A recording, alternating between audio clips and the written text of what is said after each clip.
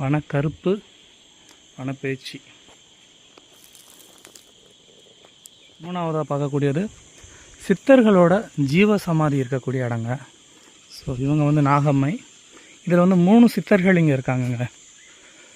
1 2 இந்த மரத்தடியில் 1 3 சித்தர்கள் மொத்தம் இருக்கிறாங்க. ஸோ இந்த 2 சித்தர்களுக்கு வந்து அவங்க சொந்தக்காரங்க வந்து இந்த மாதிரி இடம் எடுத்து கட்டியிருக்காங்க. அவருக்கு வந்து எதுவும் அவங்க வந்து இது பண்ணலை. ஸோ சித்தர்கள் ஜீவசமாதி. இதில் வந்து பெரிய நாகம்மை ரொம்ப நாளாக ரொம்ப வருஷங்களாக இருக்கிறதா வந்து சொல்கிறாங்க. அதுதான் இங்கே ஃபோட்டோவாக வச்சுருக்காங்க. இது தாங்க 3வது சித்தரோட ஜீவசமாதி. ஸோ இதில் இன்னொரு ஸ்பெஷல் என்னென்னா, நம்ம மேலே போய் சதுரகிரியை பார்ப்போம் பார்த்தீங்களா? ஸோ அவரே இந்த ரூபத்தில் தான் இருப்பாங்க. இது வந்து சுயம்பு தெரியுதா? இப்படி தான் இருப்பார். மேலே உள்ள சதுரகிரி சாஞ்சு ஒரு பக்கம். அது ஒரு ஸ்பெஷலுங்க. ஸோ 3வது சித்தரோட ஜீவசமாதி. இங்கே கொஞ்சம் நேரம் தியானம் பண்ணியாச்சு. இவனும் கொஞ்சம் நேரம் ஆசுவாசப்படுத்திக்கிட்டான். அவனை போகலாமா?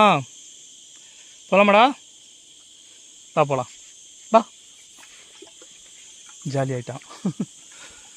அவனுக்கு இங்கே வர்றதுக்கு என்ன ஜாலின்னு பார்த்தீங்கன்னா, இங்கே இருக்க இந்த குரங்கு கூட சண்டை போடுறது ரொம்ப ரொம்ப அவனுக்கு பிடிக்கும். அதுக்காக அவன் ஜாலி ஆகிட்டான்.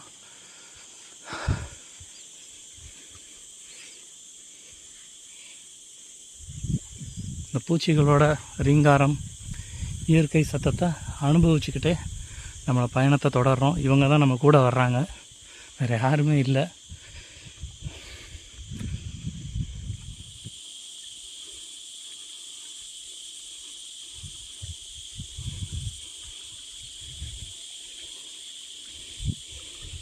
சரி, தண்ணி வேணுமா? தண்ணி குடிச்சு வந்தா. குடிச்சுக்கூடா, தண்ணி குடிச்சு வந்தா. தண்ணி வேணாமா? வா போகலாம், வா. ஏற்கனவே நிறைய குடிச்சிட்டான். ஸோ இதில் இன்னொரு இடம் இருக்குங்க. இந்த ஒரு கொண்டைக்காத்தாடி மரம் ஒன்று இருக்குது.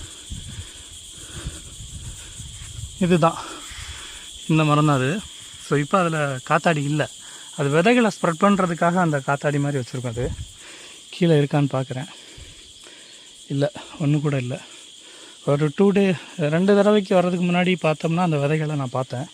அப்படியே கொண்டை வச்சுருக்கோம். அதை தான் வந்து காத்தாடின்னு சொல்லுவோம். கொண்டை காத்தாடி மரம் இது.